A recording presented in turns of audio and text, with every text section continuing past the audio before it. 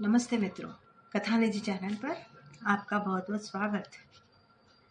कथा निधि चैनल पर आज हम जो लघु कथा सुनने वाले हैं उसका नाम है नया सिलसिला और लिखा है एस भाग्यम शर्मा ने। तो आइए कहानी शुरू करते हैं। अचानक शालिनी की आंखें खुली तो खिड़की से देखा कि सूरज काफी चढ़ आया है। कहीं से रामधुनी सुनाई दे रही थी। शालिनी हड़बड़ाकर उठ बैठी। शादी होकर उसे ससुराल में आए आज दूसरा दिन ही तो था। इतना सवेरा होने के बाद भी उसकी आंख नहीं खुली। सासू माँ क्या सोचेंगी? सवेरा होने का भी पता नहीं, ऐसे सोती है तो कैसे काम चलेगा? ऐसा नहीं कहेगी क्या सासू माँ?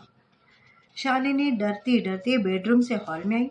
रसोई से कुकर की सीटी की आवाजें आ रही थी। रसोई में सब्जियां भी कटी हुई रखी थी। आज तो फंस गई, उसे डर लग रहा था।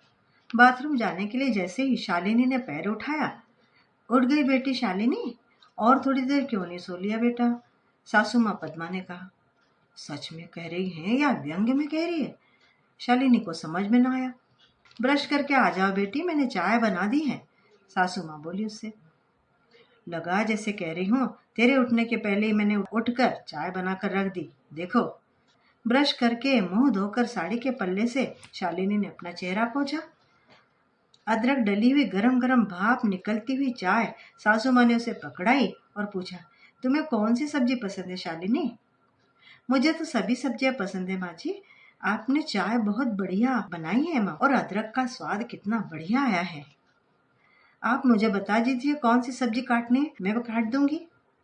अरे बेटी, मैंने तो सब्जी बना भी दी, सिर्फ दाल में छौंक लगाना बाकी है, सासू माँ बोली। तुम्हारे लिए मैंने कोई काम नहीं छोड़ा, मैंने सब कुछ कर दिया, सिर्फ खाना खाना ही है तुम्हारा काम। शायद वे ऐसा कहना चाह रही हैं, ऐसा शालिनी को लगा। चाय और खाने का काम हो गया तो फिर कोई बड़ा काम क्या होगा? सिर्फ कपड़े धोने का काम बाकी है, ऐसा सोचकर शालिनी अपनी साड़ी के पल्लू को ठीक करते हुए ठीक से बांध कर बोली, कपड़ों को तो मैं धो देती हूँ मम्मी जी। सभी गंदे कपड़े मैंने डिटर्जेंट में भिगो दिए शालिनी, काम वाली बाई आएगी ना तो वो धोकर डाल देगी। तो शाम के नाश्ते की तैयारी कर लूं मैं? शालिनी ने पूछा। हाँ, उसके लिए मैंने मिक्सी में दाल पीसकर फ्रिज में रख दी है। मैं जो भी काम करने जाऊं सासू माँ ने पहले ही कर दिया होता है। यह सोचते हुए उसका मन थोड़ा चिड़चिड़ा हो गया। फिर भी उसने अपने मन को शांत किया।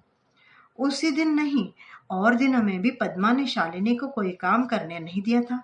वे स्वयं ही सब कर लेती थी। कुछ लोगों को सभी काम स्वयं करे तभी तृप्ति होती है। शायद मेरी सासू माँ भी ऐसी होंगी, शालू ने मन ही मन सोचा। शाम को पति के साथ बाहर जाने के लिए सासू माँ उसे पहले से तैयार होने को कह देती और बोलती, बेटी अच्छी सी साड़ी पहन लेना। अक्सर पति पत्नी सिनेमा, थिएटर, मंदिर और दर्शनीय स्थल आदि जगह जाते रहे। सासू माँ जब भी खुद कभी बाहर जाती तो दुकान में मैंने यह तुम्हें अच्छा लगेगा इसलिए लेकर आ गई कहकर कभी क्लिप, कभी पर्स, कभी साड़ी लाकर पकड़ाती उसे। एक दिन ऐसा भी हुआ कि पति पत्नी दोनों टीवी देख रहे थे और उस बगीचे में सासू माँ पानी डाल रही थी पौधों को। शुरू में अपनी बहू को बहुत अच्छी तरह रखने वाली सास है, बाद में कैसे बदल जाती है शालू ने देखा हुआ था। कुछ ही दिनों में मेरी सास भी बदल जाएंगी, ऐसा ही शालू सोच रही थी। परंतु पद्मा बिना बदले वैसे ही रही। शालिनी को अपनी सासू माँ पद्मा का रवैया कुछ समझ में नहीं आ रहा था। उसे कोई काम क्यों नहीं करने देती थी? शालिनी को लगा कि उन्हें कोई भय था, लेकिन सच्चाई तो कुछ और ही थी। उन्हें कोई भय था। उसके मन में यह भी आया, सासू माँ बहू को इस आशंका के चलते अच्छी तरह रखती है कि कहीं बुढ़ापे में बेघर न हो जाना पड़े। लेकिन यह भी शंका निर्मूल ही साबित हुई जब एक दिन बातों बातों में पति ने बताया कि यह घर तो मम्मी के नाम का है। अच्छा? शालिनी हैरानी के मारे चुप रह गई। पति ने पूरी बात बताई। आज इस मकान की कीमत करोड़ों में है। इसके 2 पोर्शन किराए पर हैं, जिनका किराया 50,000 रुपए महीने का आता है। इसके अलावा पापा के जाने के बाद मम्मी को फैमिली पेंशन के 20,000 रुपए मिलते हैं। गांव में मम्मी के नाम से खेती की जमीन भी है, उसी से साल में 2 बार गेहूं की 10 बोरियां और दालों के बोरे आते हैं। हम तो केवल एक व्यक्ति की आय पर निर्भर है, सासू माँ के पास इतने आसरे हैं, फिर भी इतना प्रेम और वात्सल्य क्यों दिखा रही है? दूसरों के अनुभव के आधार पर अपनी सासू माँ को समझने की कोशिश में शालू इतना ही सोच पा रही थी। उस दिन पद्मा से मिलने उनकी सहेली अमृता आई थी। वे दोनों बाहर के कमरे में बैठकर बातें कर रही थी।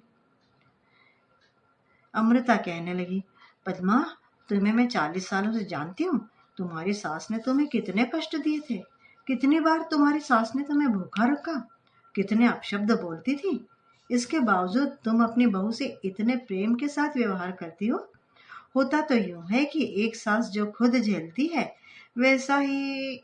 अमृता आगे बोलती, उससे पहले ही पद्मा बोल उठी।